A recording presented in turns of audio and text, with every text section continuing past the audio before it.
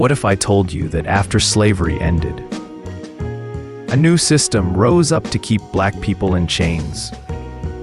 Not the chains made of iron, but laws written on paper that looked like justice. A set of hidden laws that robbed millions of the freedom they had just been promised. This is not just a story about the past, it is a warning. Because once you see how the black codes worked, you will understand that slavery never truly ended. It just changed its face. Let's dive into the chapter they hoped we would forget. How did labor contracts keep black people trapped after slavery? After slavery ended, many black people had no land, no money, and no real protection. The southern states knew this, and they used it. They forced black workers to sign labor contracts with white landowners. If you refused to sign the contract, you could be arrested. And once you signed, you were locked into long hours, low pay, and harsh treatment. It was slavery all over again, just written into law. Vagrancy laws made it worse. Being unemployed or not having proof of work could still get you arrested. The punishment, most of the time they were forced to work for free and to pay off fines they could never afford. This was no accident. It was built to keep black labor cheap, trapped on the land, and easy to control. Across the South, the rules were a little different from place to place. But the goal was always the same, to make sure black people stayed at the bottom and had no real way out.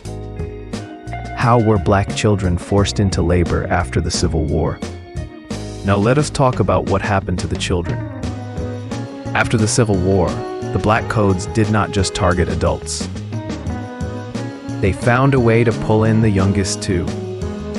They called it apprenticeship.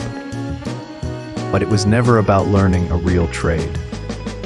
It was a way to use black children for free labor. Under these laws, courts could take black children away from their families. They would hand them over to white landowners. The excuse was that they needed training or guidance. But in reality, they were forced to work the fields, clean houses, and do whatever labor was needed. These so-called apprenticeships lasted until the children turned 18 or 21, and they had almost no rights to challenge it. Imagine being a child born free, only to end up trapped on the same land your parents were enslaved on.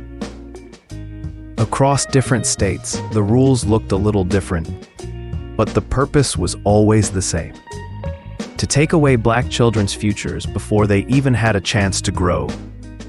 Why were black families blocked from owning land after slavery? Owning land was supposed to be the key to freedom.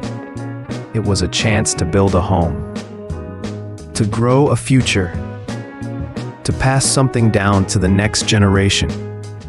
But the black codes made sure that most black families never got that chance. Many states passed laws that blocked African Americans from buying good land. In some places, they were only allowed to rent or buy poor farmland. In other areas, they could not buy land at all unless a white man approved it. Even if someone managed to get a little land, the threats never stopped.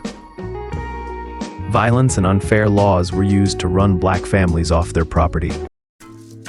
That's a wrap, History Seekers. Catch the full story on YouTube. Thanks for watching. Peace and love.